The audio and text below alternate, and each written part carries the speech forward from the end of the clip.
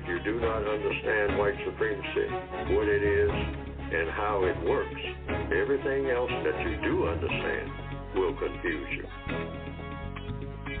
In all of these 9 areas of activity, economics, education, entertainment, labor, law, politics, religion, sex, and war. Anywhere on the planet, minute by minute, day by day, all of the time, all of the time, all of the time. Good morning, everybody, and welcome to the CRCS, also referred to as the Counter-Racist Code Show, with Mr. Neely Fuller, Jr. I am your co-host, Mr. Bobby, and we are grateful for the opportunity to be able to speak with you, and thank you for tuning in and listening. And since this is a call-in show, we would love for you to be a participant in today's programming, and all you have to do is call this number, which is 516-453-9921. When you do that, if you have a question or comment, then all you have to do is press the number 1 button. And when you do that, be sure to give your name to the call screener so that I can properly give you an introduction so that you can be heard. You can also Gmail me if you'd like at the numeral 7, Mr. Bobby, that's MRBOBBY, @gmail.com. And it may not be read today, but I will give you a symbol to let you know that I have it. And at a time when the call volume is low, then your Gmail could be read. Speaking about that, listen, for those who call in that are new, if you call that number, which is 516-453-9921, and you are a new caller, make sure that you tell the call screener that also, so that I can give you the proper introduction. And then you will be heard for that. Okay. And lastly, you can join the chat room. And all you have to do is go to blogtalkradio.com. And when you get there, you'll see the menu for programs. Click on programs. And the program you want is the Produce Justice Show. You click on that, and then the window is there for you to join the chat room. And you can get in there, and usually there's some very good conversations in there. Now, I have to caution you, please, sir, do not use the chat room to ask me a question to ask Mr. Fuller, because that's just not going to happen like that. But occasionally I will lift a comment or something that's going on in the chat, and I will form a question to ask Mr. Fuller, and he will address that in the form of a suggestion to whatever was being said. Okay. Also, this is important, and I will mention this more than once today. Mr. Fuller will be on the Carl Nelson Show on the 5th of this month. This is 10/3. He will be on 10/5. October the 5th, that's a Thursday, at 8 a.m. That's on the Carl Nelson Show. So tune up your radios for that. I will mention that again so that everybody can be on par with that and hear what Mr. Fuller has to say. All righty. Thank you, Blacktop, for getting your name in there. Okay. Let's see. Anything else here? I think that might be it for the moment. Okay. Well, let's commence with the program. First of all, let's say good morning, Mr. Fuller, and how are you? Good morning. I'm still learning. You are still learning. Okay. Now, for those who are new to the program, and the phone lines are open, and thank you for filling it up, we have a segment that we call The Thoughts and Expressions on the Mind of Mr. Neely Fuller, Jr. Mr. Fuller, today being the 3rd of October, 2023, what is on your mind? Well, I've been thinking about the number of people who are talking about race and race issues, and to minimize confusion and arguments and a lot of back and forth about CRT and wokeness among both white people and black people who are talking about the issue.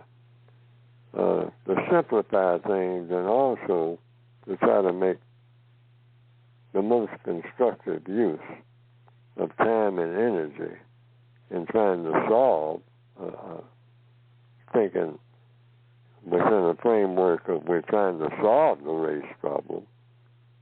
And on a day-to-day basis here in the Northwestern Hemisphere, a lot of the focus is not so much just on solving the race problem in general in the minds of the average black person, according to what I have observed. It's just trying to get through the day with all the problems that black people have in what you call the so-called black community, which is a misnomer. But on an individual basis, the average black person says, I got problems, and I know about the race problem, and that's a part of it. I understand that. I hear enough about that. But, just my everyday thing. I know I'm dealing with the race problem. I understand that. And people like Fuller and people like the members of my family and people like everybody. But this is understood. If you're black, you got a race problem. And most black people comprehend that right away. But they'll say, yeah, but among black people ourselves, which is a part of it, people say, and I say that, and I believe that's true, the biggest part. But then on a minute-by-minute, day-by-day basis, black people are trying to get some gas in the tank, like a lot of white people, for that matter, and trying to solve their everyday, I got to go to the bank, I got to do this, I got to do that, I try to take out a loan, I got to think about the student loan that I've already taken out, and I got 2 more children, somebody's saying somewhere, that are going to be starting college here in the fall of 2023, and I don't have a clue as where I'm going to get the money for that. And I'm sorting out all of this and that and the other, and just trying to keep up with that car note, et cetera, et cetera. So now, Neely Fuller, that's what's on his mind this morning, and I'm thinking of the compensatory approach for this in order to keep down the arguments, of which there are hundreds and thousands going on right now. People practically screaming on their cell phones, and lots of black people are doing that. Trying to straighten out this and straighten out that. And this is coming loose, and that's coming loose. And everything, if it's not loose already, is in the process of coming loose. And it is at the wit's end. Groggy, lack of sleep, lack of money, and lack of this and lack of that. So it comes down to, like I'm always saying, so I have to believe in what I'm saying. I should stop saying it. That all problems are solved through the process of questions and answers. So I'm trying to come up with the central approach for what questions to ask about who should, for one thing, stop all this killing among black people, and or who should solve the race problem overall.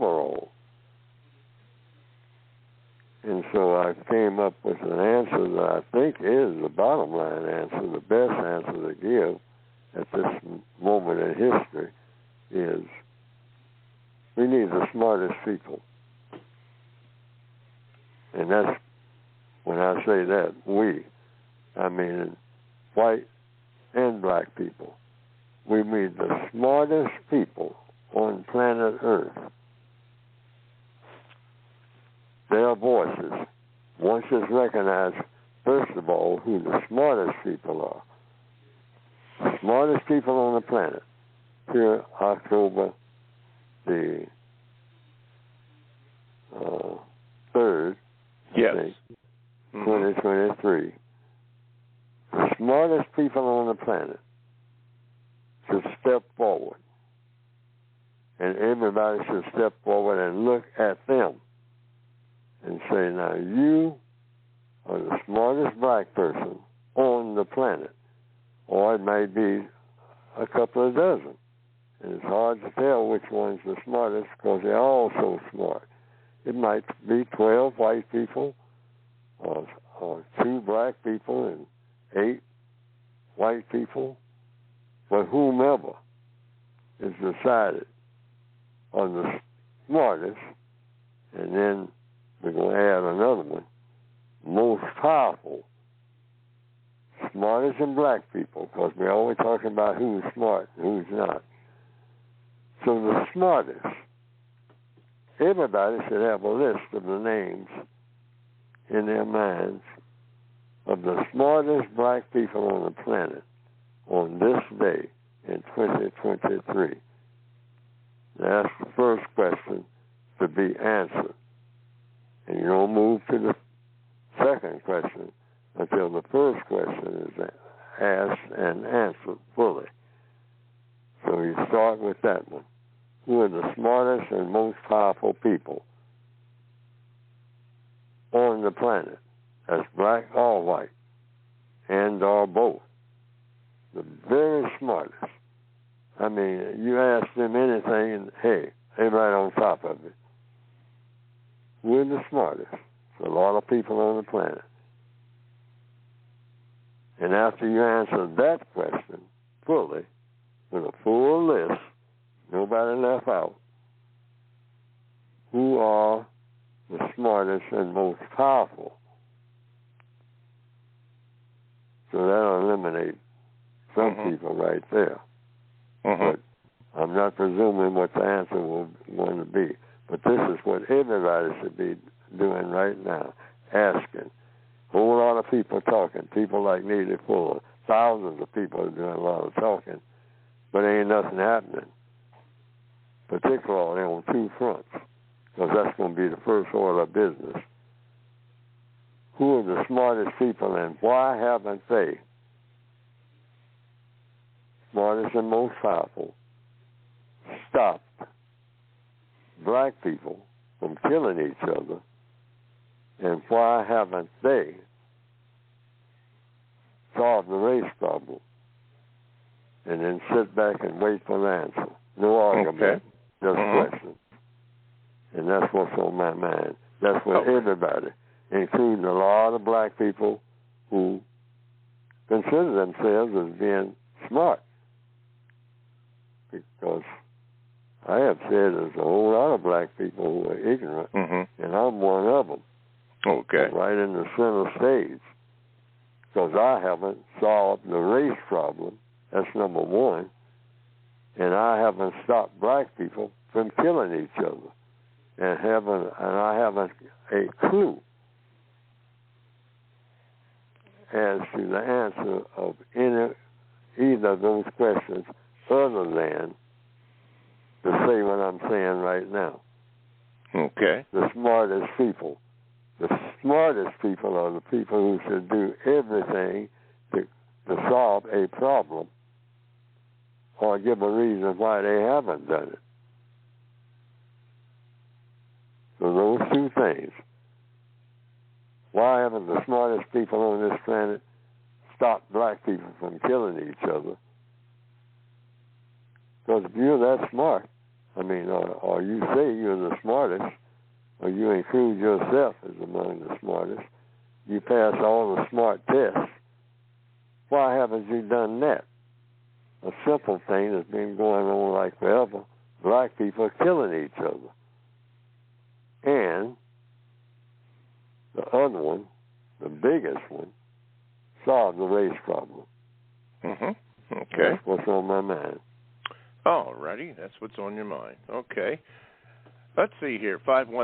516-453-9921 is the number to get in contact with the show, and the phone lines are jamming up. That's good. We got Blacktop and Darnell, Derek, and Delbert in Texas. Wow. But before we get to those, and we will get to those, I was up this morning way about 2:30. We were in a discussion, and one of the questions that came up, Mr. Fuller, in light of the political scene in this country, was this question. And the question was, they wanted to know, what is the counter-racist compensatory response to this question? Being that the former president of this country has been is up on trial and been alleged or accused of committing certain crimes, if he and if it was a she were to go to jail, and they are afforded Secret Service protection or whatever, the question came up: would the compensatory response to that question, the answer to that question, would the Secret Service have to go to jail to protect the person, since they are mandated to do that, even though they were in a jail or prison, and because they were in there to protect them from the inmates that were in the prison, since they are afforded that protection? I don't know. That's what I thought you would say. Mm-hmm. You don't know. Okay. You don't know. Okay. Chatter. Well, I think that would be easily taken care of. How? That's one reason I don't know, because I haven't raised that question and have no interest in the answer to it, because that's easily taken care of, in my opinion. They'll handle all that. They, meaning those who got the power to do it, whatever needs to be done. That's something simple to do. So the compensatory response. What to do about former President Trump's Secret Service protection? Mm-hmm. Okay. I don't even think about anything like that. Okay. That doesn't come up on my register to even consider having to pay attention to. Okay. But that's just me. That's just you. Okay. So the counter-racist compensatory response would be, you don't know. You didn't ask the question, so you wouldn't know the answer to that. Is that correct? Correct. Okay. But, all right. But the reason, I also like to give the reason to a question that wasn't asked. I still like to give the reason why, because some people might wonder about that, and that is because there are thousands of people who got the answer to that question. And there are white people who have been told that their job, I guess, for the most part, is to ensure the security of an ex-president. And that's been around like forever. So I don't see why that's a head-scratcher for anybody. Okay. All right. Well, it was... somebody, I mean, that seems like an easy question to answer by just about anybody who answers a phone in government. I see. I'll put it that way.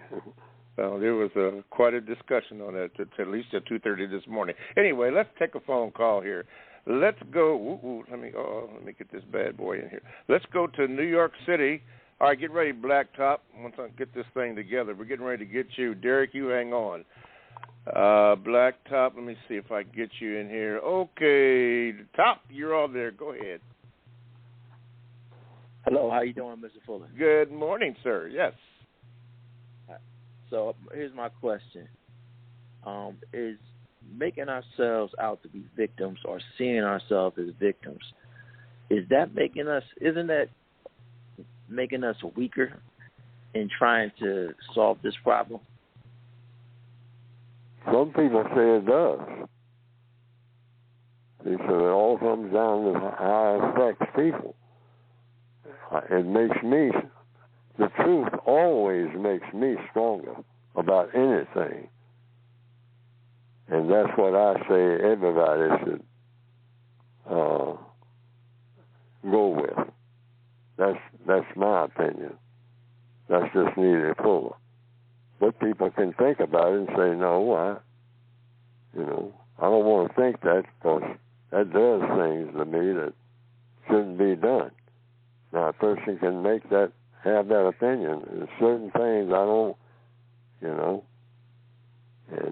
and if the person says I'm not a victim, well, nothing that Neely Fuller says from then on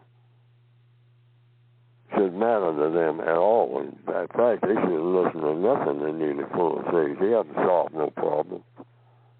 Not that I know of. So that's the answer that I give.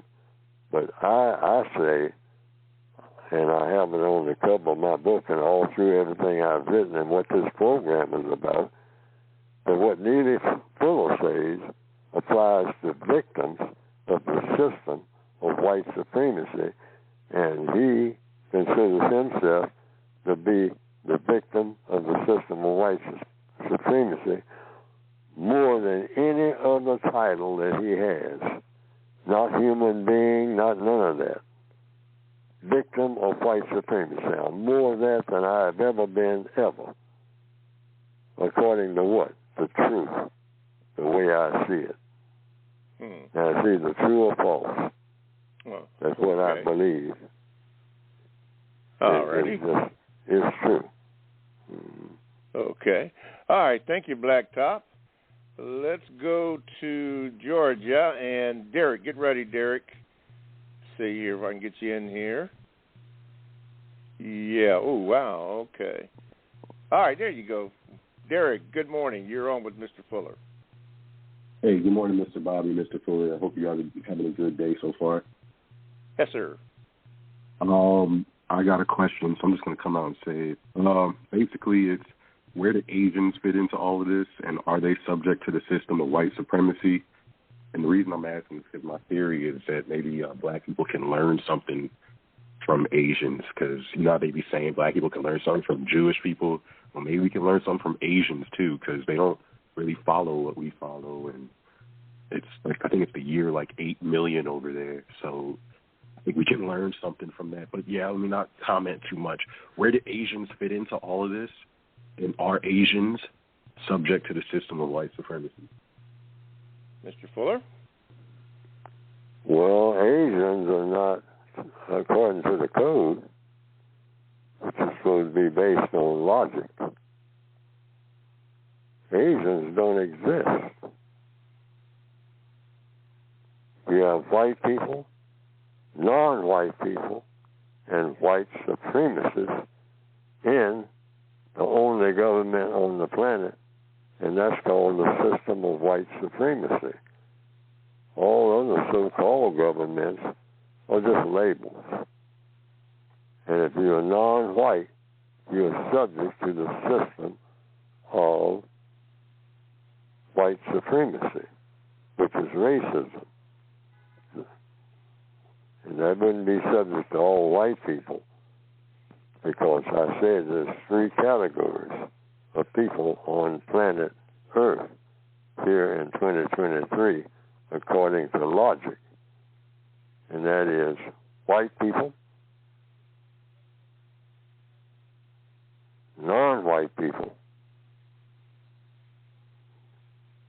and white supremacists. No Asians, no Americans, no Africans. Now, what I just said is either true or false.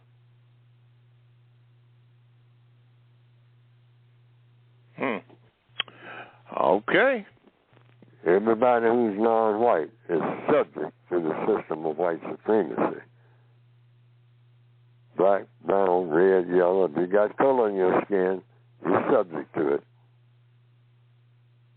Even if you don't think you are. Particularly if you don't think you are. You're really subject to it. According to what? Neely Fuller and his loud mouth? No. Every investigation will show that. Every question and answer, if you come up with the truth, if you believe in truth, that can be proven. That can be proven. Very easily. Just by what will happen to you if you do certain things. In any area of activity, any time of day or night on planet Earth. Okay. All right. Thank you, Derek, for your question. Let's break it off here. You're listening to the Counter-Racist Code Show with Mr. Neely Fuller, and we thank you. To get in contact with the show, call 516-453-9921. If you have a question, press the number 1 button and get in line. Give a call screener your name so I can properly give you the introduction. You can also Gmail me at the numero 7, Mr. Bobby, MRBOBBY, @gmail.com. And you can do this. You can also join the chat room by going to blogtalkradio.com. You want to click on the icon that says Programs. Once you hit that, then another menu will come up where all the shows that are listed on Blog Talk will come up, but you want to produce Justice show. You click that, then the chat room becomes available to you, and you can get in there and join the chat. By the way, if you're a first-time caller, be sure to give the call screener your name so that I can properly give you an introduction, and you will be heard. Okay, today's program is October, the 3rd, 2023, and this Thursday at 8 a.m., that is October the 5th, 2023, Mr. Fuller will be on the Carl Nelson Show. So govern yourselves accordingly, and we will, and you can hear Mr. Fuller. All the books are in, by the way. All you have to do is go to producejustice.com. That's producejustice.com, and you can get all the information on the books and past shows and all that good stuff. Okay, I think that's all I have to do. Okay, all righty. Before I go to Delbert and Nicole, you were on. I don't see you in there anymore, but anyway. Let's do this. This is a Gmail, and it comes from Quincy. Quincy says this. He says, Mr. Fuller, the way you talk, it seems that you don't interact with people. I've heard you say you watch television and read. Respectfully, Mr. Fuller, I don't see the things you are talking about on my day-to-day with people. Now, I do admit that I have seen it go on sometimes, but it's not common at all. Mr. Fuller, I think if you would get out and interact with people, you would see this is true. The way we are depicted on the news and in the paper and on social media is not how it really is in life. I would like for you to respond to that. That could be true. I get around enough, and I try to observe everything. When I see black people interacting with white people on a one-on-one basis, I see a lot of what I would call basic harmony. It's not anywhere where I think it should be, but that's true of people, period. I don't see anybody, what you call, getting along the way that people ought to get along, white or non-white. And I see a whole lot of interaction on a daily basis, just simple things. Of black people, white people, non-white people, people of all shades of color and non-color, doing what Rodney King said we all should be doing, seeming to be, getting along, speaking to each other, having sometimes arguments along racial lines and whatnot, but extremely rare. Yes, I see this. But the umbrella of racism is still there. And that sharp edge will come out under certain circumstances. I've also perceived that. Now, it is in the process of changing. There's a lot of what I call in general compensatory conversation that somebody started using it when around me. And so I started using the term. I call it seepage. In other words, we're supposed to have white supremacy, but white supremacy is slowly crumbling. It's a little spot here, a little spot there. And people are aware of the entire system. It's still solidly in place. But you have like an earthquake in the making. The ground is moving on a kind of what you call seepage, like they say in geology. You have water working under the ground, and it's making cracks. And so there are a lot of cracks in what is known as, or what I call, the system of white supremacy. So that's my response to what people are seeing. But it should be gone by now. That's my main premise. Yes, sir. That's why I said what I said at the beginning of this program. The smartest and most powerful people, whomever they are, since they are labeled that, if they carry that label, if there's anybody who indeed carries that label, any segment of people, these are the smartest, the 12 smartest, white and non-white. Why haven't they solved the race problem? The race problem should be solved. It should be easier to solve in this modern day. They call something called AI now, artificial intelligence. Why can't somebody push a button and know what buttons to push? And just push them. But it will have to be somebody who's extremely smart.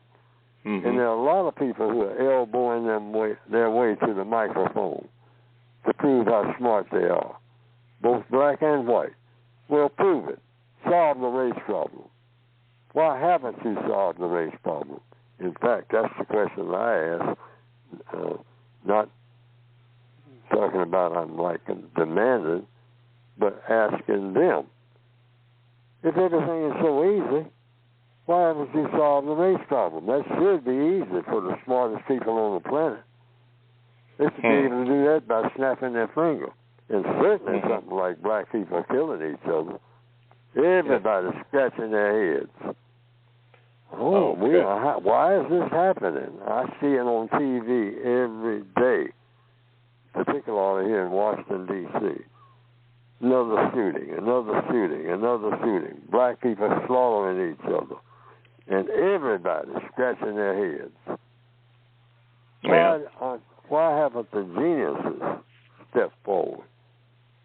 Why are they so silent? Why haven't they done it? I'm not talking about working on doing it.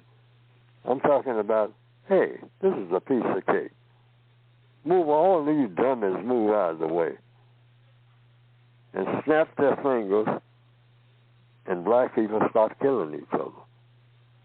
That's been going on like forever. White people killing each other, which I see as the root of it.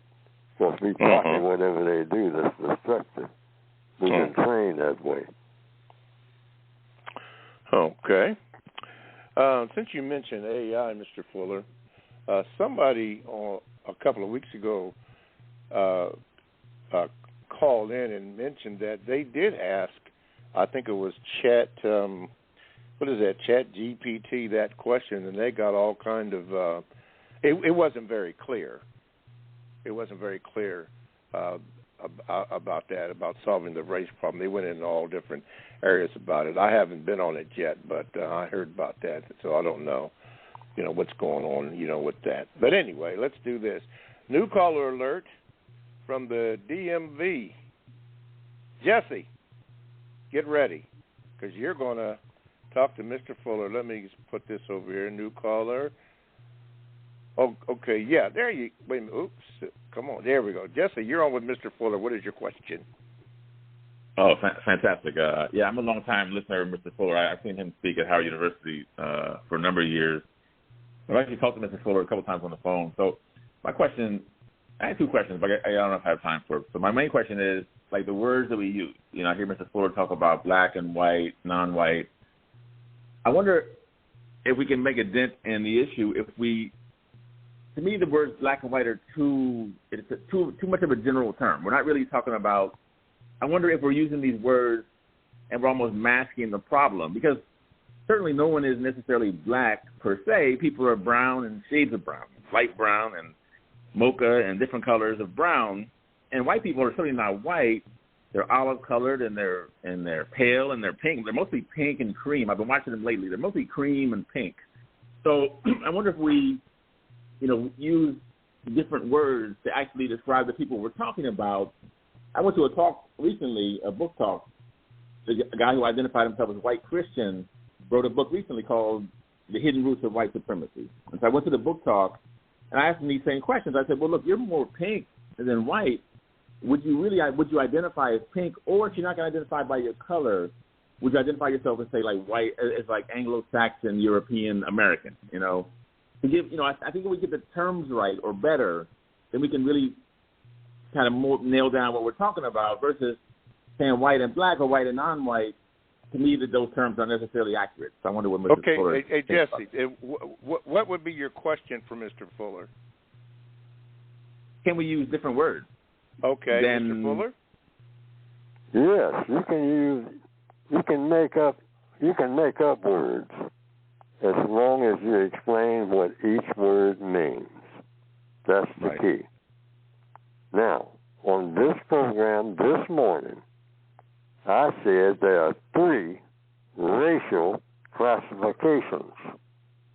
I said that this morning, and I say it all through my writings, and it's just 3. White, non-white, and white supremacists. Now, not all white people are white supremacists, but all white supremacists are white. And everybody else is non-white, because that's the criteria, that's the standard for the world. Everybody who is willing to tell the truth will say that. I say it because that's the truth. Now, how people feel about it, that can be all over the place. But white, non-white. Non-white means black, brown, red, yellow. Anybody who's not white. That should be clear. Just 3. Not 21, like some document that I saw called the U.S. Census. Something like 21, 22 classifications, including other. Now, what would I be if I'm walking down the street and I'm looking for some other race? What would they look like? But that's one of the classifications. Makes no sense at all. White, non-white, white supremacists. To me, that makes sense. Mm-hmm. And for those who it doesn't make sense, I'll explain it to them in detail and I do that in the book. Yes. And it's very simple. Because I think that's the way it is. That's the truth. White, non-white, and white supremacists. When you talk about race. Because race itself is a made-up thing. Somebody made it up. And it turned out to be a vehicle, political vehicle, that dominates the entire world in the form of a system called the system of white supremacy. Yes, sir. Which is called racism. All right, Jesse. What is your second question, very quickly? I mean, the follow-up is what does white mean? The follow-up to that is, I mean, if he says it's in his book, I can go read it. I have his book, but I wonder what does white mean? If non-white doesn't mean anything, non-white can be 22 different things. What does white mean? I don't know. You have to ask the people that made that up. They made up what they call the U.S. Census. See, I don't. It doesn't. Nothing in it makes sense to me. For one thing, I mean, African American. You don't have any Africans. You don't have any Americans, according to logic, and according to what I've written. So, what are you talking about? You know, the person has to explain it to me. What is an African? What is an Asian? I said that on this program this morning. What is an African? What is an Asian? What is an American? I came to the conclusion years ago that none of the three of those people anywhere on this planet exist or ever have existed.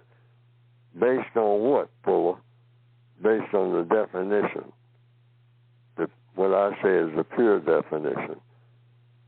Africans, Americans, and Asians are people who do what?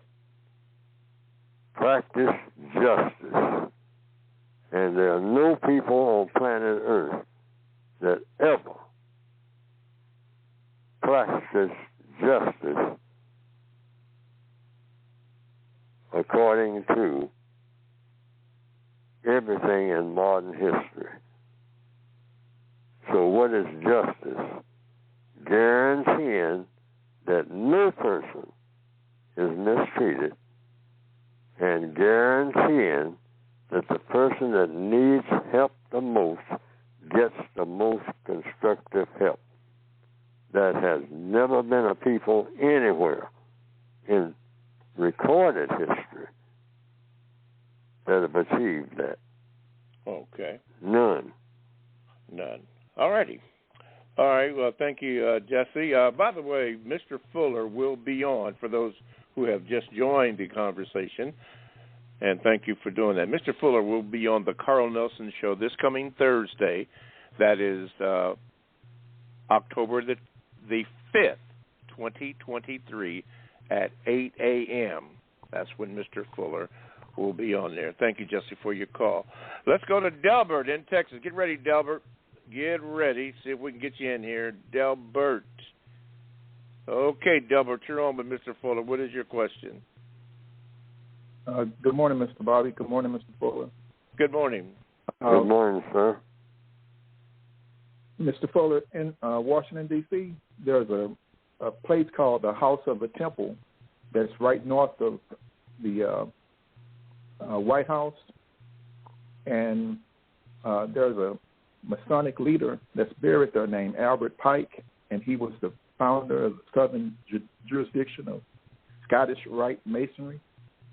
And I live in the South, and most of the Masonic lodges remain segregated for a long period of time.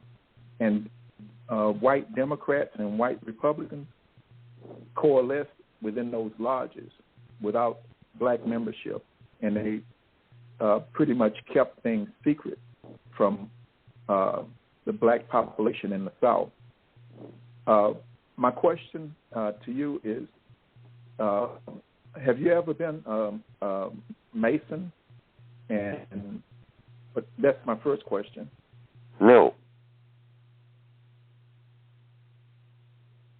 Okay. And the second question is, are you aware that there is a Southern strategy in place where Republicans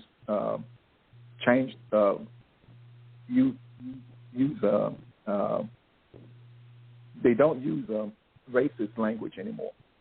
They use language that's more confusing to non-white people. Are you aware of the Southern strategy?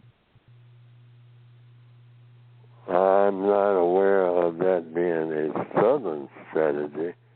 I am aware that there is a system of world strategy called the system of white supremacy, called racism, in every area of activity: economics, education, entertainment, labor, law, politics, religion, sex, and war. And these people are white people who practice something called racism, which means to mistreat people based on color, and to guarantee that people will be denied what they should have based on color, worldwide in all of these areas of activity 24/7. And that's what I am aware of. But now, the different rituals that are used and what labels they have, the white supremacists have all kinds of labels. But they believe in only one thing: white supremacy. They don't have any belief outside of that. Okay. I would say this, Delbert, that term, Southern strategy, has been mentioned on this program, and I'm very much aware of it, the electoral strategy to increase political support for the southern half of the United States. I think there were 13 states, and in American politics, the Southern strategy was a Republican Party electoral strategy to increase the political support among white voters. So, yeah, that's it's going on. A lot of people are aware, and there are many that are not. Anyway, thank you, Delbert. Appreciate your call. And Mr. Fuller, let's see here. Thank you, Delbert, again. We're going to get to Dre and then Steph from the Mojave Desert that's called in. But we're going to talk about that book. Mr. Fuller, you wrote this book. You asked a question this morning about the smartest people. Why haven't they solved that problem? Let's speak about your book. Go ahead, Mr. Fuller.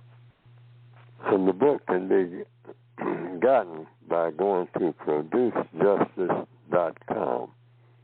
And a lot of the questions that are being asked from the standpoint of what I believe and what I've seen and heard and what I think the individual person can do about correcting things that need correcting, in my opinion, in solving the race problem, or in basically the 2016 volume of the basic book and the extension of that book. Basically, it is the same book called the Compensatory Codified Counter-Racist Word Guide. The Compensatory Counter-Racist Codified Word Guide, about how to use words and how to choose words to use. Like I've taken here in the English language the system of white supremacy and given a definition to it, where when I'm talking, I always know what I'm saying because I'm the one who defined it. And many people have kind of implied, well, you can't do that. And I say, that's what I did. So, according to logic and evidence, it's true that that's what I did. Why? Because I did it. I wrote a book where I said there's 3 categories, and this is in the book. I've talked about it on this program this morning. When you start talking about race, anything associated with race, there's 3 categories of people only: white, non-white, and white supremacists. That's it. Now, there are a lot of people who said, oh, no, I've looked it up and researched and whatnot. Well, if you research my book, that's what it says. So where did you do your researching? And they'll say, well, and I'm just putting this out as an example of a conversation, a person will say, well, the Census Department, I got it right here.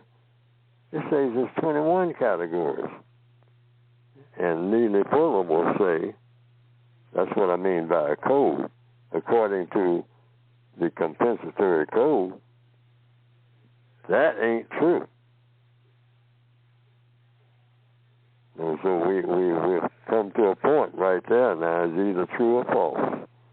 And I say that what I said is true. And what they, whomever they are, said otherwise is not true. So something is either true or it isn't. So let's dig down and see. In those 21 categories, they said it's a race called other. Other what? I got a bunch of questions now. I don't know what that means. But I can tell you what each one of the categories that I named, which is just 3, I can tell you exactly what they mean. And not only that, it can be proven by the white supremacists themselves, because they prove it every minute of every day on this planet. Mm-hmm. And this book is about that, and what to do about it, and what to say about it, and what kind of questions to raise, and what kind of questions to answer, and how to answer them. Examples of doing so. About many, many aspects.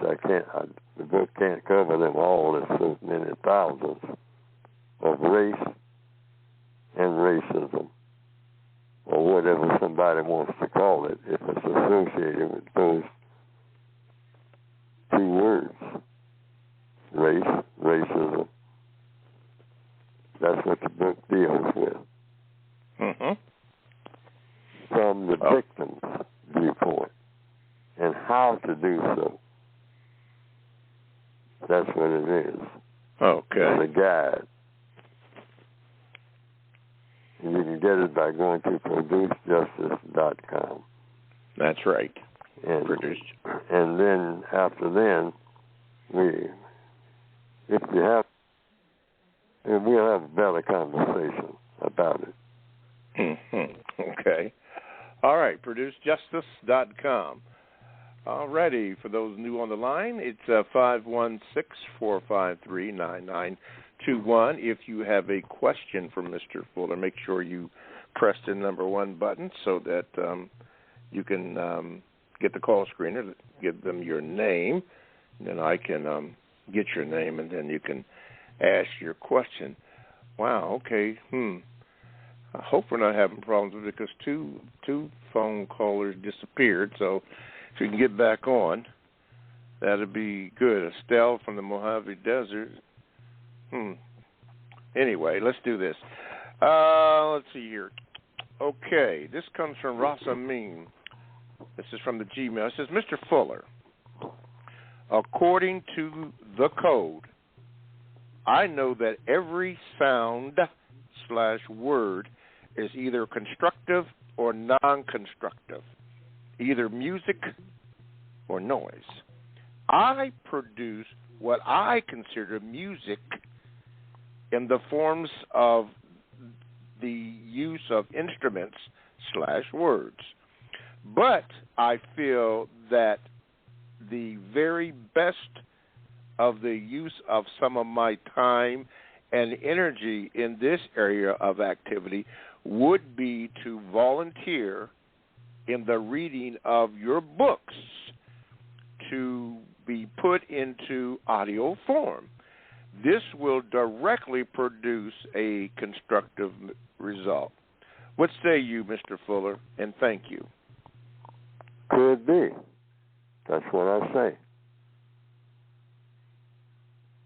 So the question is, would that produce a constructive result? That's the question, I guess. And I say that I don't know. But it may do that. We don't know what a constructive result is until we know what a constructive result is. So, and that's in anything. Making what you call music and not making noise. There's a difference.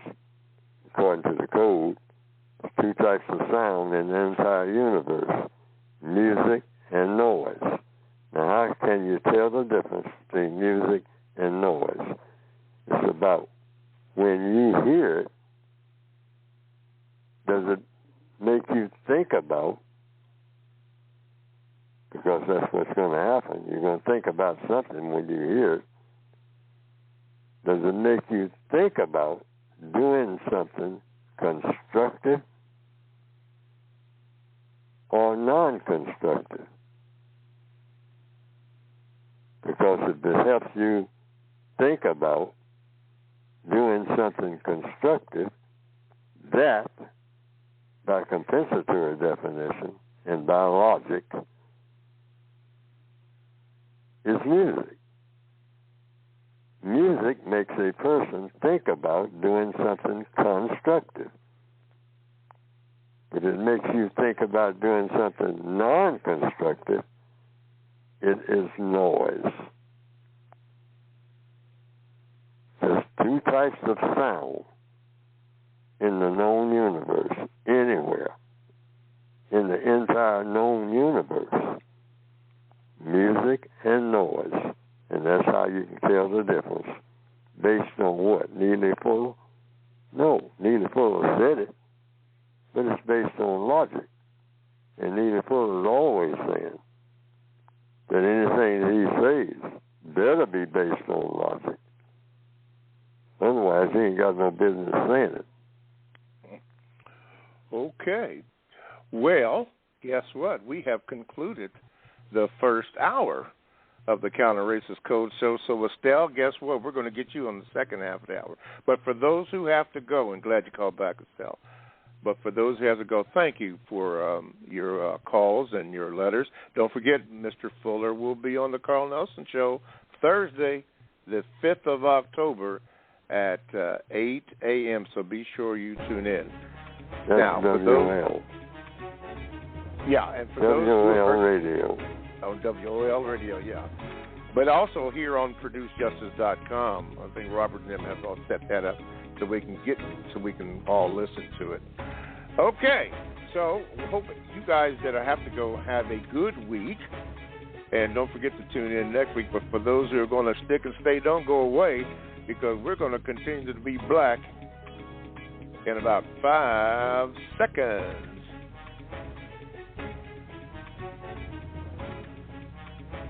All righty. Welcome back to the second hour of the Counter-Racist Code Show. Got 15 seconds before we actually have 10 a.m. But anyway, we're going to be just a little bit early today. But thank you for tuning in to the program. This is the Counter-Racist Code Show with Mr. Neely Fuller Jr. I am your co-host, Mr. Bobby. You can call in, and we'd love for you to do that. Here's a number, 516 453-9921. Do that. Press the number 1 button if you have a question or a comment, and give Mr. Fuller time enough to answer that question or comment. You can Gmail me if you'd like and ask your questions at the numeral 7, Mr. Bobby, that's MRBOBBY, at gmail.com. It may not be read today, but things are clearing up, so we're beginning to move some of those. But you can do that also. And the last way is you can get into the chat room. All you have to do is go to blogtalkradio.com. You want to make sure that you click on programs. And once you click on programs, then the menu of shows will come up, and you want to get the Produce Justice show.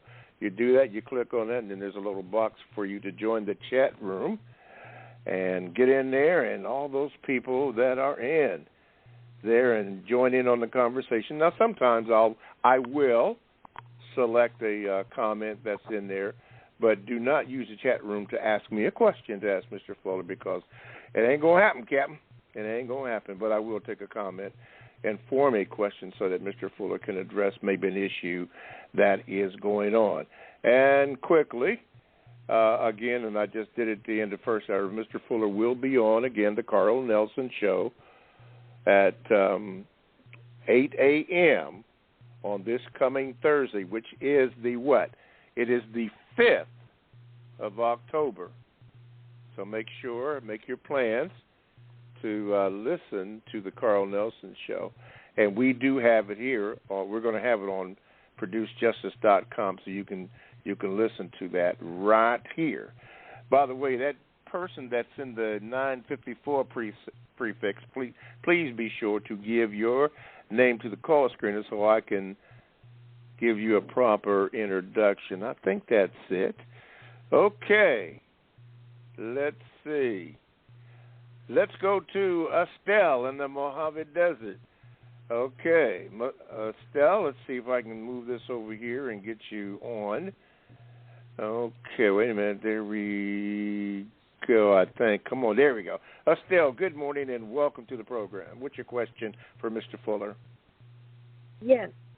Good morning. MOURNING.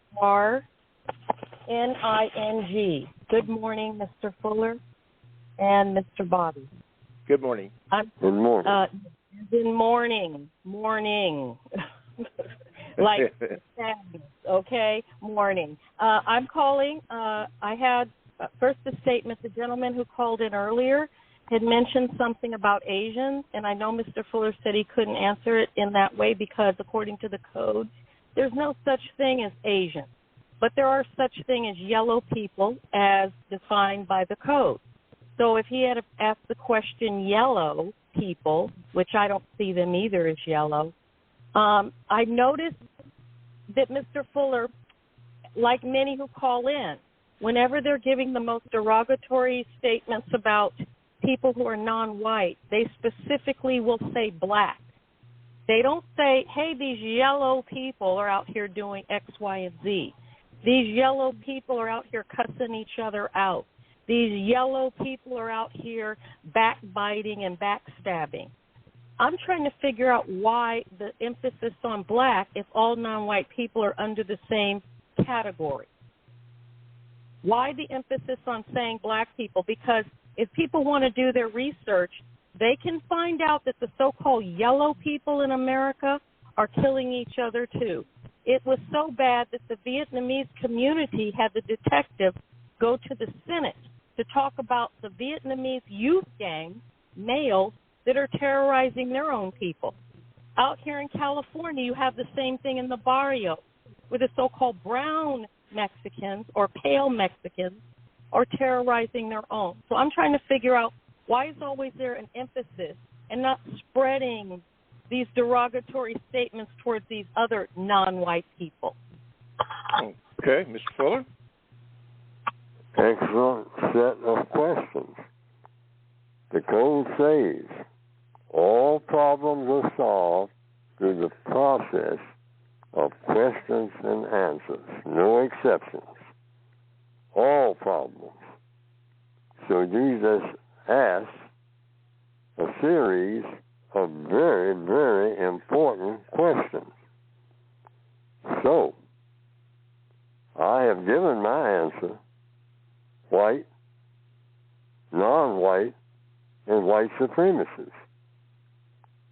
And the white supremacists have labeled people because they're excellent at labeling. Black, brown, red, yellow. So I will ask a white person, talking about what's in the textbook, what the procedures are. I don't say that a white person is a white person until I do what?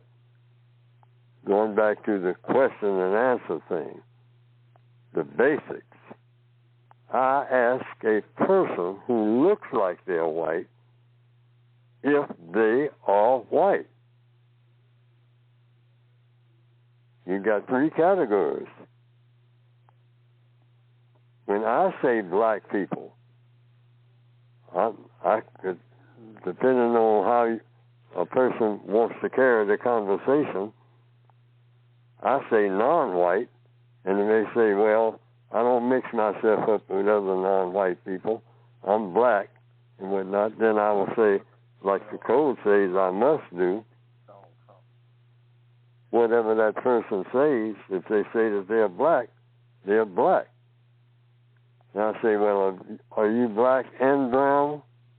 Because the person may look like they're brown. So I just raise a question to the person that I'm talking to. See, I don't ask anybody else about what that category is of that person standing across the street. I'll say the person looks like they're white from where I'm standing. And they'll say, well, that's not a white person. That's a yellow black person. And then I'll say, oh, you know him. Say, yeah, I knew him, went to school with him.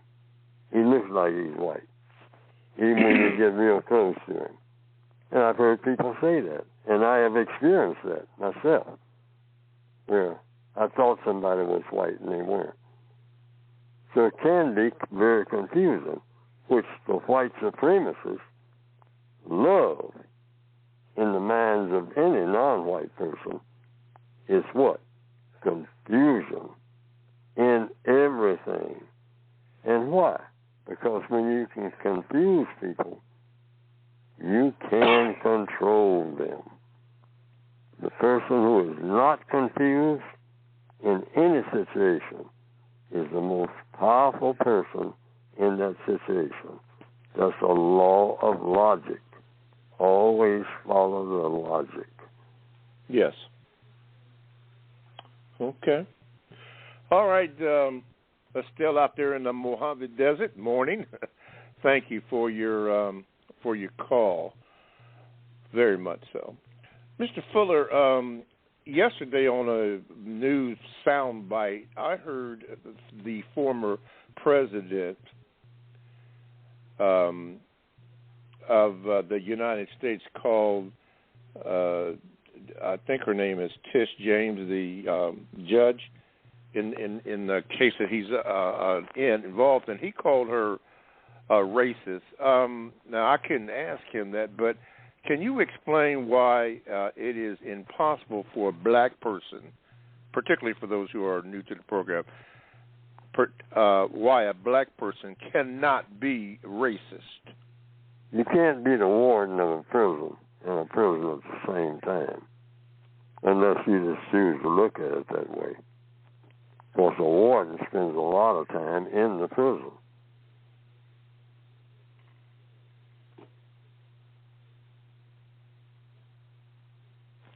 Okay. What does that, for those who are not who are new to the program, what does that mean? Well, it means just that. I mean, the answers I gave to that question, and you can ask that question again, and maybe I can add to it. Well, he called, I heard him on the soundbite, he called her a racist. She's a black woman. He called her a racist. And the white person called a black person a racist? That's correct. Well, the code says the response that I would give if the person actually called me that. Any person would call me a racist, whether they're white or non-white. I would say that's not true. And if it is true, where's the evidence? Sir or ma'am, always be polite. That's part of the code, regardless of who you're talking to. If you're having a conversation, be polite in that conversation. Be courteous at all times. Don't turn loose to it. Be the most courteous person in the conversation, even if it's 50 people, and everybody else is acting this way and that way. A part of the code is that you always be courteous in a conversation. The most courteous person in the conversation as best you can. And you would just simply say, something's either true or false. If you're talking about Neely Fuller being a racist, that's not true. There's no evidence of that. None. I don't mistreat people based on color. And a person says, well, I just said something about white people, and that's mistreatment. What did I say? Now we've really got some questions and answers going. What did I say? What did you hear Neely Fuller say that's racist? That does harm? I'm not for doing harm. That's not my objective. Mm-hmm. There's enough harm being done every minute of the day. I don't want to be no part of that. So correct me if I am. But don't accuse me of doing something I'm not doing without explaining what you mean, what you say, whomever you are. And the codified procedure for that black lady, if she was called a racist, the code says she's supposed to say how, when, where did I practice racism, ever, and wait for the answer, and then go from there. Okay. She's answered that question by saying, no, she's not. You know, if she was asked a question. But if she's told that's what she has, she goes into the question mode. You know, how, sir, ma'am? When? Where? I was called homophobic while making a talk. And I told the people who called me that, come forward and make their case. Yes, I remember that. Point out. Mm-hmm. Yes, I keep giving this illustration all the time. But they ran up the aisle. They called me a name, put a label on me, because I didn't have any problem with them calling me any name. But come forward and make your case. And if you make your case, I'll admit that's what I am. But they just said, you're homophobic, and then ran up the aisle. Yeah, that was in New York. That was in New York. Yes, only one of them spoke in the early 1990s. Yeah. I said, now here's the code at work. I don't tell them to shut up because I'm here to make a talk and all like that, or ask somebody to escort them out. I said, come forward. I mean, we're all here to solve problems, I guess. And so you don't exclude anybody when solving a problem. You have everybody speak if you got the time to say something. And if you call somebody a name, you definitely should be able to explain what it means when you call them what you call them. And everybody who's listening should have that. Mm-hmm. Well, let me ask you this. Then what do we do in the case where, a few weeks ago, I don't know, maybe a couple of months ago, the woman that called in and called you MF, and most of the callers that and people in the chat room did not like that at all. I mean, they went on and on about that even after the program. I got Gmails about that. They didn't like that. So I remember speaking to you about that, and you had mentioned let the woman speak, because there was some talk that we wasn't going to let her on, but you mentioned to let her speak. So she came on again, another, I think a week after, whatever. She apologized for calling you that, but then during her apology, she went on and said it again a couple of times and then hung up. What do you do in that case? Well, when I did, what did I actually do? Well, you were listening. Yes, that's what I did. That's what the code calls. That's why we need a code, I'll say. The code calls me, the compensatory code. Compensatory code means knowing what to do and say. Wait, excuse me, Mr. Fuller. So, okay, Justice Warrior, excuse me. Goodness gracious. Go ahead, Mr. Fuller. Go ahead, Mr. She Fuller. said, what now? Yeah, well, I just got corrected that was several months ago. We talked about it last week, but I just got corrected by Justice Warrior. Anyway, go ahead. But you listened to the woman. I listened to the woman until I said, well, I got your point, and that's, she kept using the term over and over again, but I didn't get the impression that she was calling me that. But the code says anybody, anytime, can call me anything that they want to. I will not be offended, because I'm either that or I'm not. I go for the truth. So first of all, I have to know what it is you're calling me and why you're calling me that. I just got questions and answers. That's all I'm looking for. Correct. But you can call me anything. Racist, MF,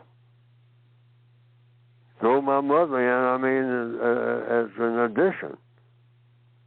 The code, since I heard the word apologist being mentioned, the code says I'm never supposed to ask anybody for an apology.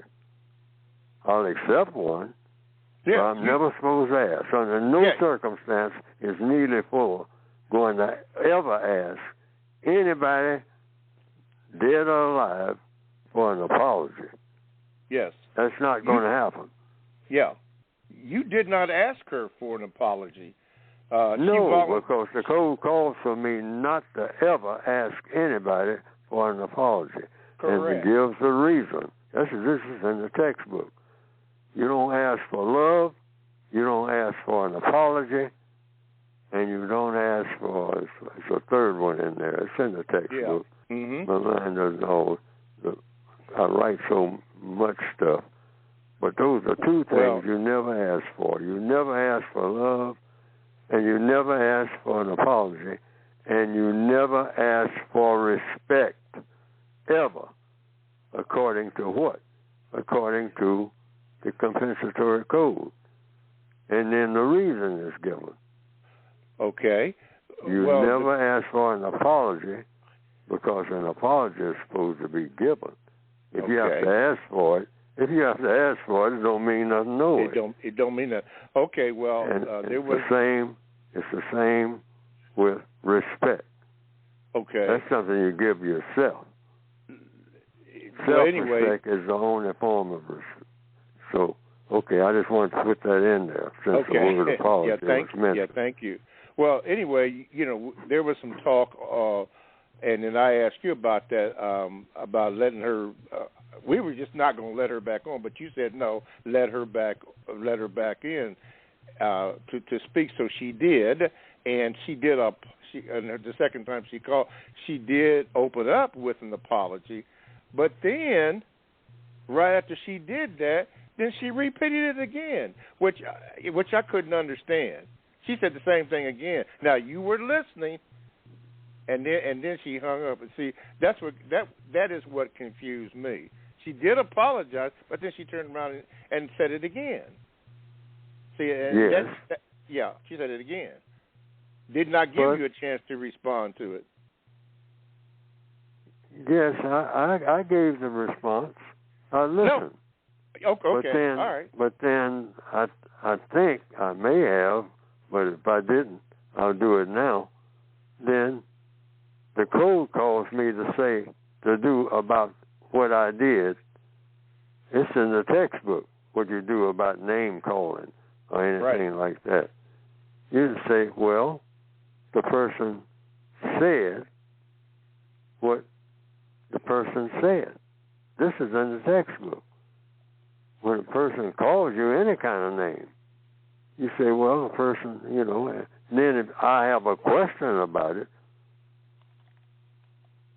or I say that what they're calling me is not true, I simply say that. I have a question about that. Or I say, well, what you just called me, what do you mean by that? That's the first thing you want to get straight, because different people have different ways of saying things.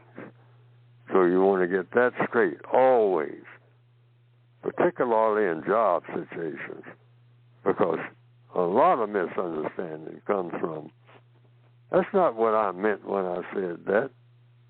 That meant such and such, but that wasn't explained. So you always ask, so you get what? Clarity. Why do you need clarity? Because if you don't have clarity in a conversation, you have confusion. And confusion is very unhealthy under any circumstance. You don't ever want confusion. You might have hostility or whatever, but don't have confusion. Okay. Well, then what was clear? What was clear about the two guys that ran out after they called you that name in New York? They ran out the building. They ran out. Yes, they ran up the aisle. They accused me of being homophobic. I was going to go into the question mode. What do you mean by I'm homophobic? Because different people have different ways of thinking that something, what a word means. And that includes me. So I just want an explanation.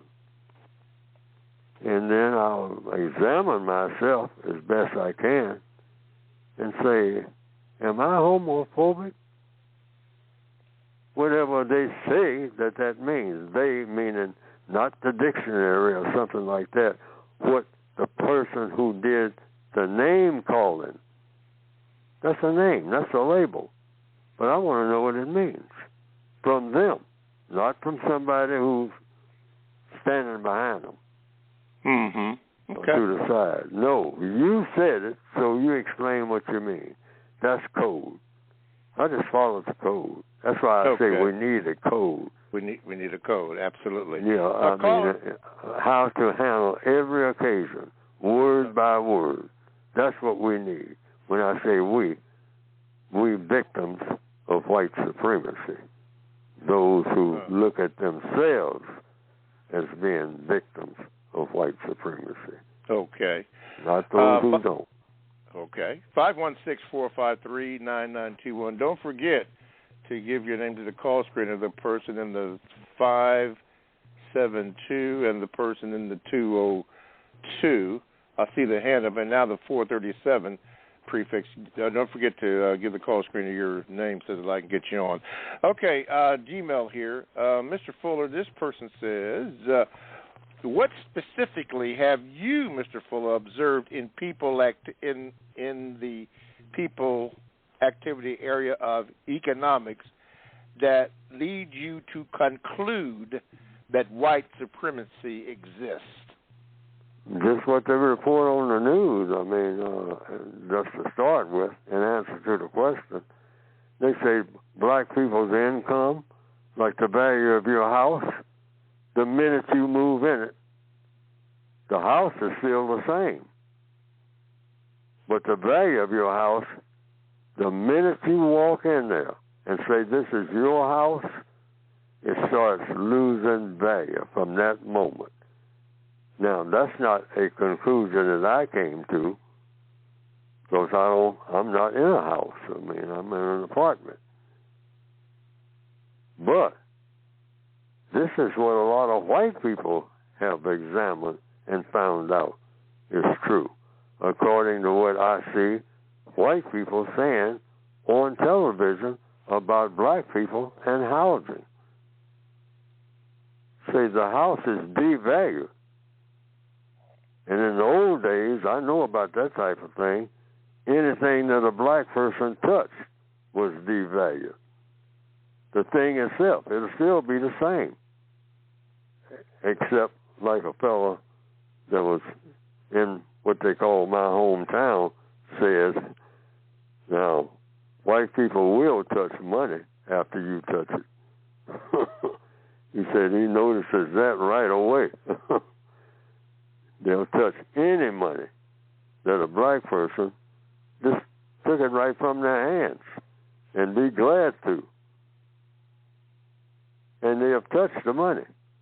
But then where a black person has sat down on a bus, they don't want to sit there. Weird. But everything about the system of white supremacy is weird until you just figure it out. It's real simple. This means a way of getting over on people out of all other thousands of ways. That's all white supremacy ever was. What you call in ghetto slang, just getting over. Just getting over. Just being slick. Get out slick. That's all it is.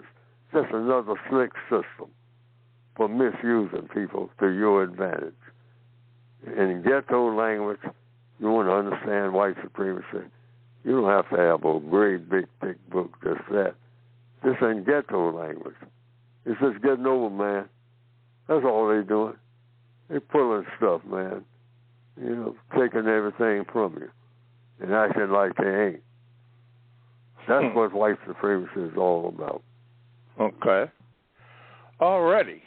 Let's break it off for the last break here. You're listening to the Counter Racist Code Show with Mr. Neely Fuller Jr. I am your co-host, Mr. Bobby, and we thank you for listening. To get in contact with the show, you know the numbers. Here they are, 516-453-9921. Make sure you press the number 1 button if you have a call. I'd rather have a comment. Give the call screening your name. New callers, make sure you tell them you're a new caller, and you get to come up. And Jesse, you already are a new caller, so we're not going to say you're a new caller anymore. All righty. You can also Gmail me at the numero 7, Mr. Bobby. That's MRBOBBY @gmail.com, and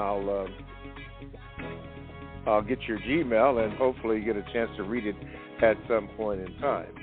Also, you can also join the chat room. All you got to do is go to blogtalkradio.com. If you want to click on where it says programs, you click that bad boy on, and then you're able to get to the show menu, shows, and you want to Produce Justice show. Click that on, and then the chat room is available for you to get in there, and it'd be on and popping most of the time. Occasionally, I will retrieve a comment from there and then form a question and ask Mr. Fuller that. But do not use the chat room for me to ask Mr. Fuller a question, because that's not going to happen. Books. You can go to ProduceJustice.com and get all the books that for this show and that Mr. Fuller has written. Also, since we're on there, listen, Mr. Fuller will be on the Carl Nelson Show on Thursday. That is the 5th of October, 2023. He'll be on at 8 a.m. You can pick that up by going to producejustice.com, so we can hear more of Mr. Fuller. So make yourself available to do that if you so want to hear that. All righty. I think that's it. Okay, let's go to Dre. I think Dre, we got you back here in Oklahoma. Dre, let me see if I can get this over there. Okay, Dre, you are.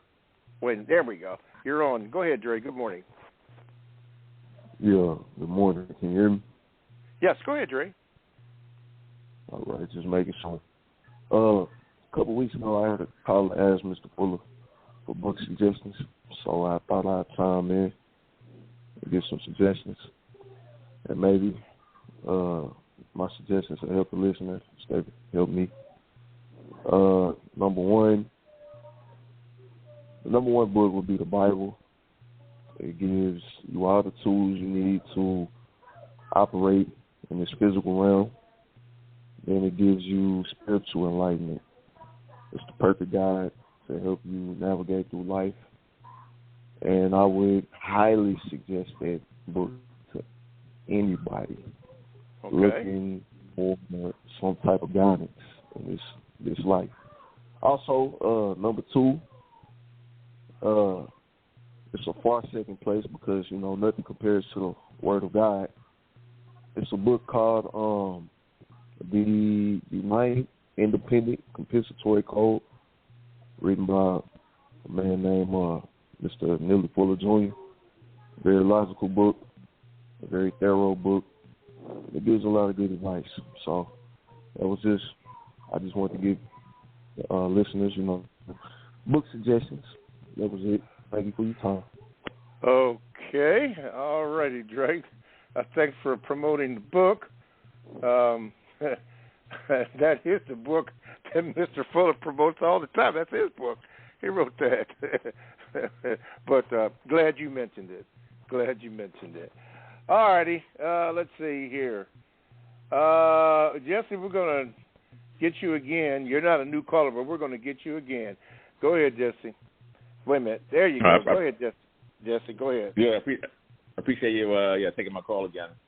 So my first statement, I first have a statement of appreciation and then a question. So my appreciation statement is that I think, I appreciate Mr. Fuller, and I think, my opinion is that Mr. Fuller's work, in combination with Dr. Welting's work, I think they actually brought the term white supremacy into the mainstream. And, a lot of people use it now. A lot of people have used it in the last 5 to 10 years, and I really credit Mr. Fuller, Dr. Welting for being brave and for doing that work. And so my question is, for Mr. Fuller, what inspired you to, write the book and then also to be a public speaker, starting, way back in the, in the 70s and even until today? What inspires you to do this work? All righty. Thank you, Jesse. Mr. Fuller? Pain. Pain.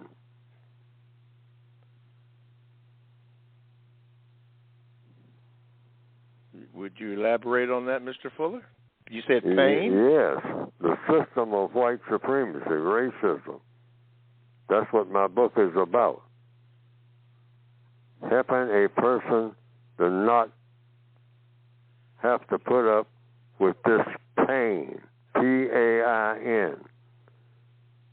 Mental and physical pain is what the system of white supremacy brings on. It's designed to do that. And I was caught up in it and still am. You're tired, creatures of all types, even alligators, do not like pain. Sitting in a dentist chair and you feel what? Pain.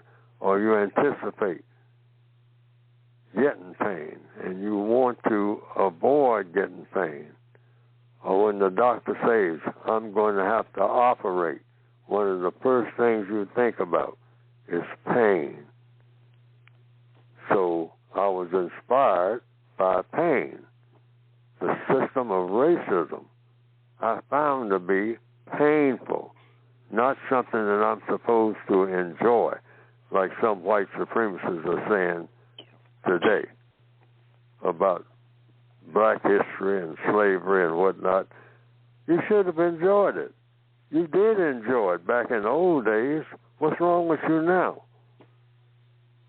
Some white people are saying that. You should have enjoyed everything about it. Sure, everybody has problems. We have problems.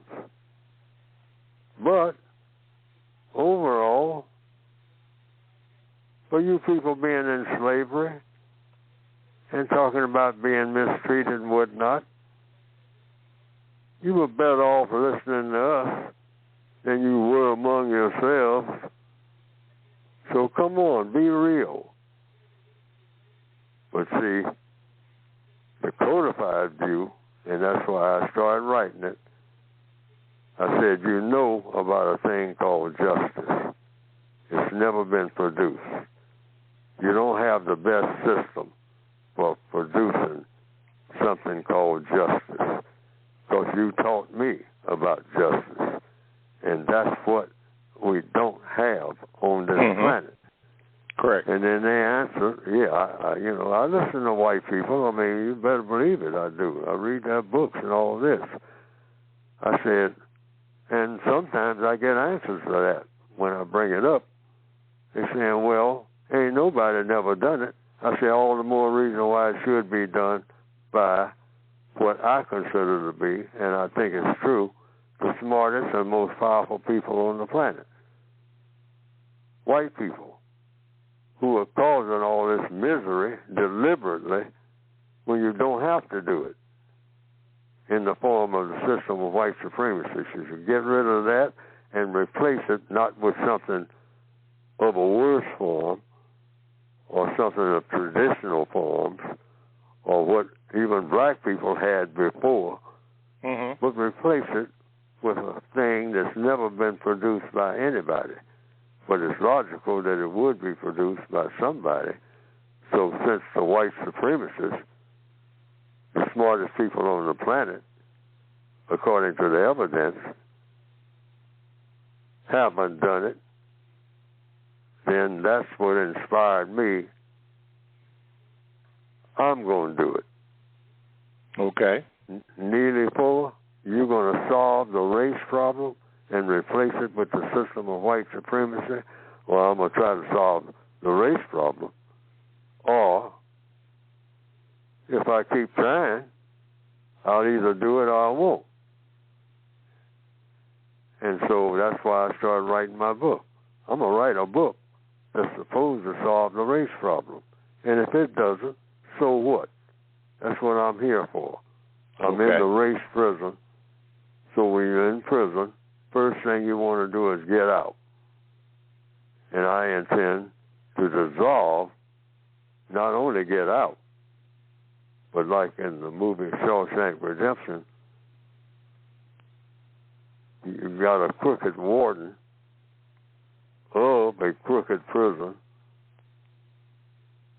so you eliminate that. And then eliminate the reason for having prisons in the first place. You go much further, if that's possible. But you find out if it's possible by doing what you can with what you got. So that's Neely Fuller, in answer to the question. I'm just doing what I can with what I have. All righty. Thank you, Mr. Fuller. Thank you, Jesse. Okay, Leona, Nicolette, I got ready to give you to get you in here, and you're gone again. Oh, no, you're not. No, you're not. You're on. Get ready, Nicolette. I got you. Man, oh, man, what's going on here? Okay, Nicolette. Woo, we finally got you in here. Go ahead this morning.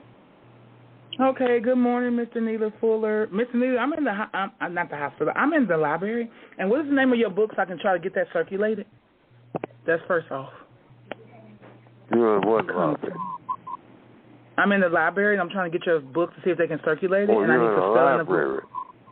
Yes, I'm trying to get the spelling of your book so I can try to see if they can circulate it in the library. Oh. Compensatory? Oh, yes. I mean, you can go to producejustice.com and talk to the people, right, and talk to the people who will give you answers about that. They would definitely be interested in that. I want my book to be actually worldwide because it's not eliminating the system of white supremacy, in my opinion, is worldwide. Yeah. And the task of eliminating it is everybody's duty. That's a duty, worldwide. Otherwise, it's not going to work. Just say this town or this so-called community or this side of town or this state or this area of the world. No, it's got to be everywhere, or there's no such thing as it being anywhere, as Martin Luther King would say. Injustice anywhere is injustice everywhere. And he repeatedly said that, and that's true, in my opinion. The evidence shows that it's true. You can't have justice in one place without justice in every place. Right. Yes, sir. And before you cut us off, Mr. Bobby, I thank you for helping him through that because he's getting older, and so we have to be respectful of that. I understand. So my question was, he had answered a question to somebody earlier, and I had found the book, Give the People Money, and it was in that book about when the person said something about jail and somebody up under special whatever forces. They already know their system, so we don't never have to worry about that in no system. So I want to get off of that and come back to what he was talking about. A measure of the return on total investment in the enterprise, it is sometimes desirable to add interest to after-tax profits. So what he was just saying about in our neighborhoods and getting that book in here, it's important because 501c3 versus 501c4 is the sole focus point on them monopolizing and coming in our neighborhoods. And so with that, I'm running out of time. I'm in the library, and I want to be respectful. So thank you, Mr. Neely Fuller, to yielding to the next generation. I appreciate you. I'm next. Okay, appreciate Nicole. you. Appreciate it. All righty. All right, that's the call. Okay. Let's go to the Midwest. And that's Leona. Here we go. In a minute, Leona. Let's see if I can get you in here. Almost like I know you personally. Well, I don't, but anyway. Let me see here. There we go. There you go, Leona. You're on. Grand Rising, peaceful greetings. Mr. Bobby and Mr. Fuller. Yes, Mr. yes, Fuller, ma'am. sir. Mr. Fuller, listen, quickly, here we go.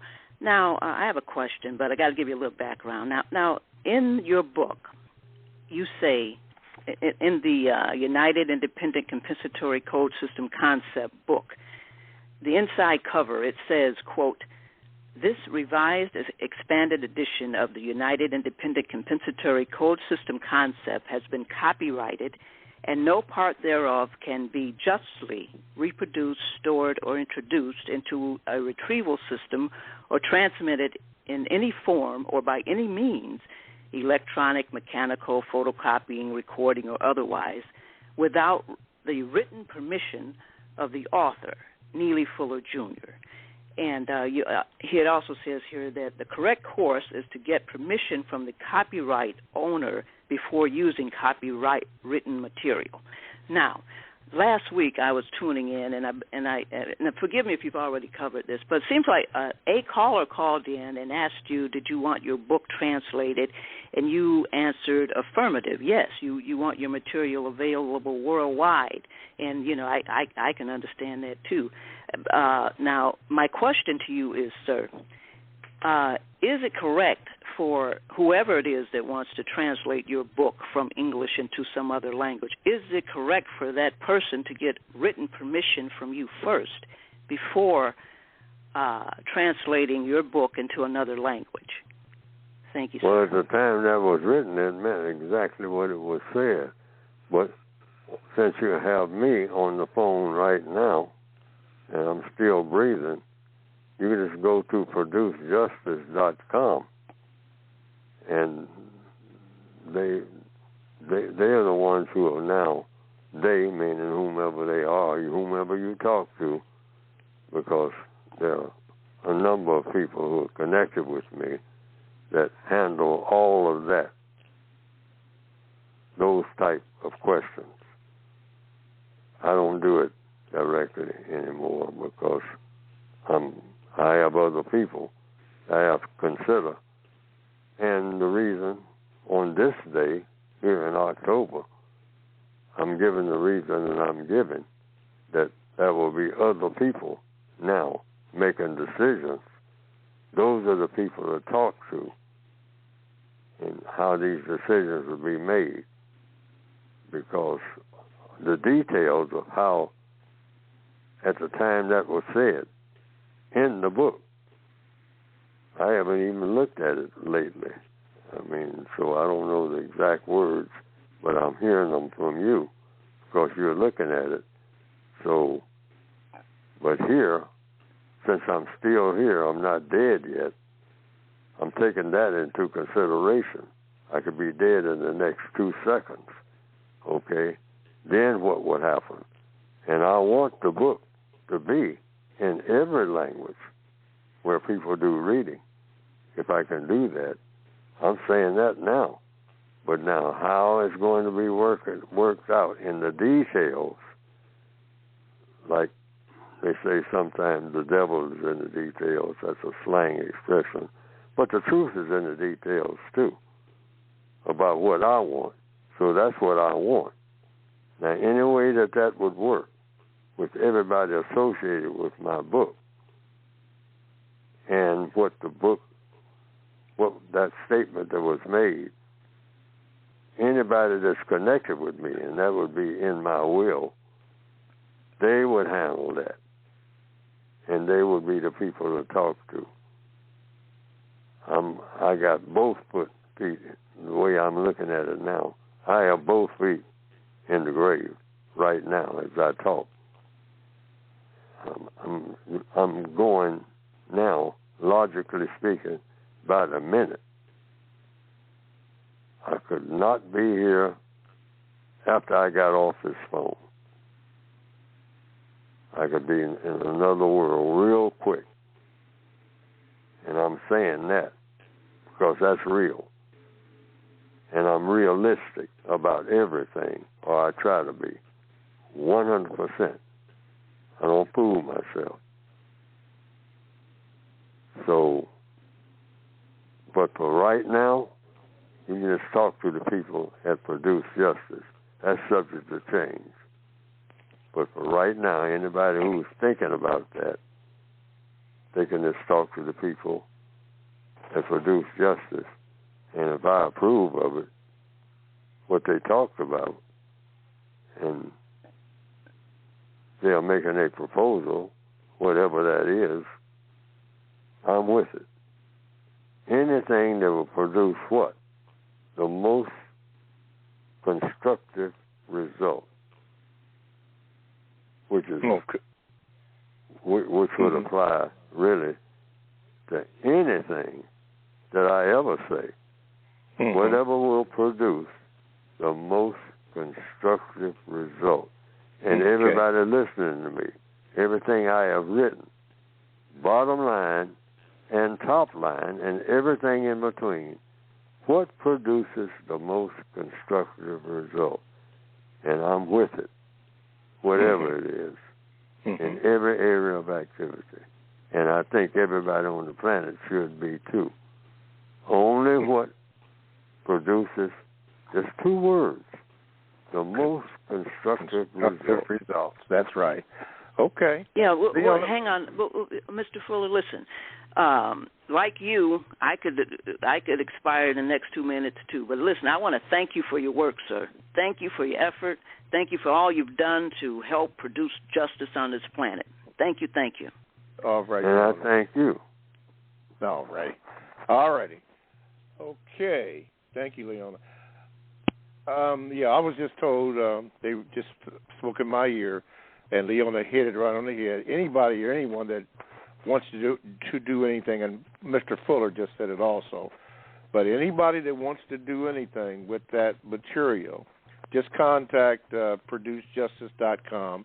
Like Mr. Fuller said, and Robert had just got in my ear, they have people there in place to handle stuff like that. Don't do it on your own. Just contact them so that everybody knows what's going on, what you can do and what you can't do, so you don't get into copyright infringements and all that legal stuff. They have people on hand right now to take care of all that. So just do that and you'll be okay. All right, Corey, Darnell, Victor, let's see if we can try to get you in here. I don't know if we have enough time. Corey, Milwaukee, you're on. Greetings, Mr. Bobby, Mr. Fuller. Yes, sir. Mr. Fuller, my question is concerning patients. Is it codified to be impatient with unconstructive activity, meaning someone's conversation to you? Is it codified to not have patience in that regard, but be patient with solving problems if that's what's required with fellow victims of racism? Whatever produces the most constructive result. That's the answer. According to the code. According to the code. Code is based on logic. So what's being impatient to one person may not be to another person.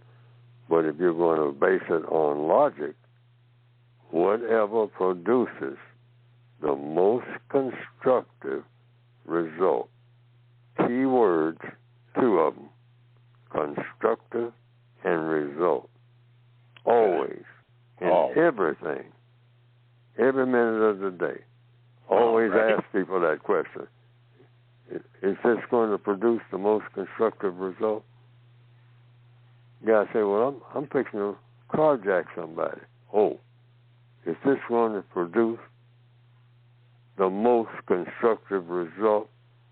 That's your question. That's what you want to know 24/7, anywhere in the world, about anything. Constructive, non-constructive. Nothing in between. Absolutely. Okay. Yeah, makes me wonder what. Line, please? Yeah. Okay, we got you. Okay. It kind of makes me wonder what was the constructive result of the smash and grab in Philadelphia with all those people that was on the national news. I don't get that. All right, Darnell. See if we can get you in here before we go to Victor. Go ahead, Darnell, real quick. Hello, Darnell? Yes.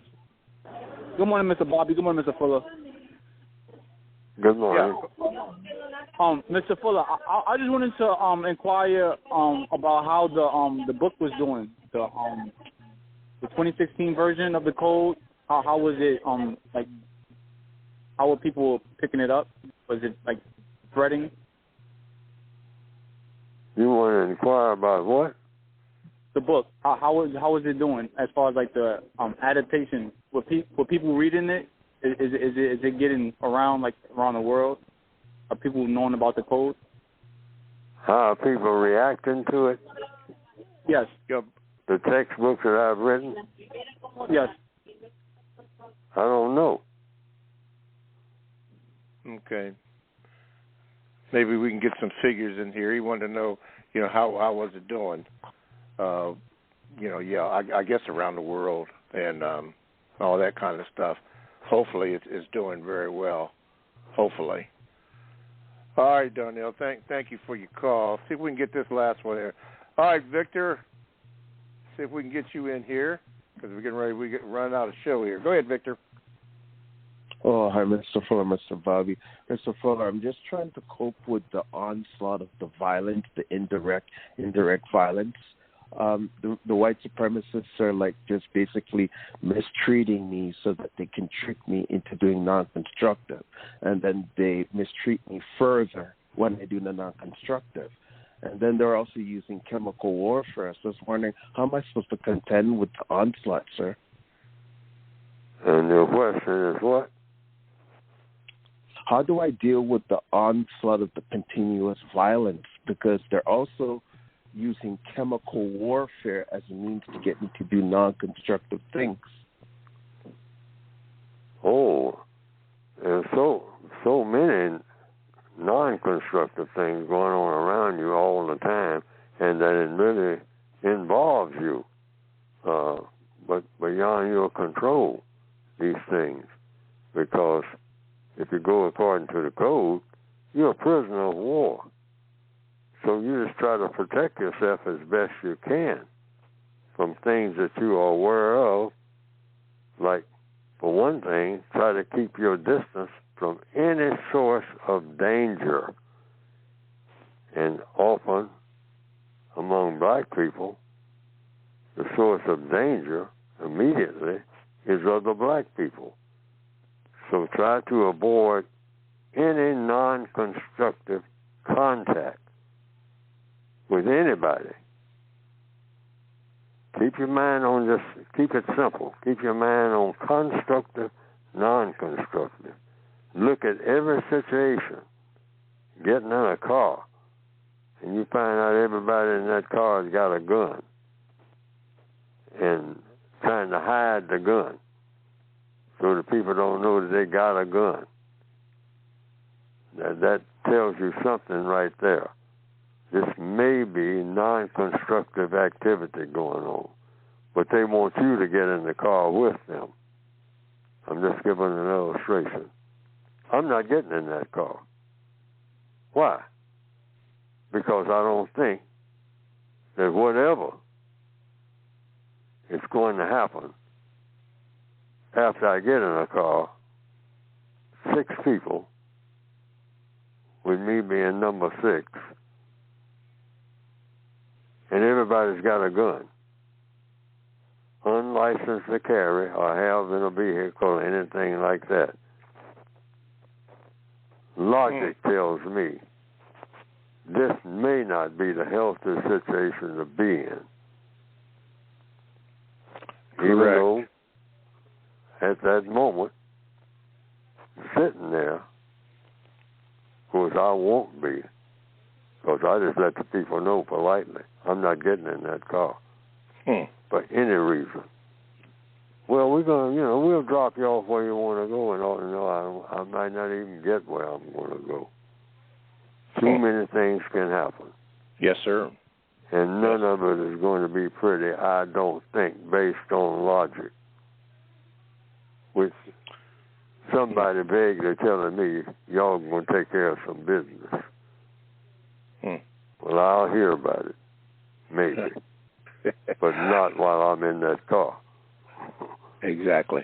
Okay, well, guess what? We have come to the end of the program, so gotta close it out. But thank you, all the callers, all of your calls. It was very interesting. You did a very good job. Chatters, as always, you did a good job. Thank you.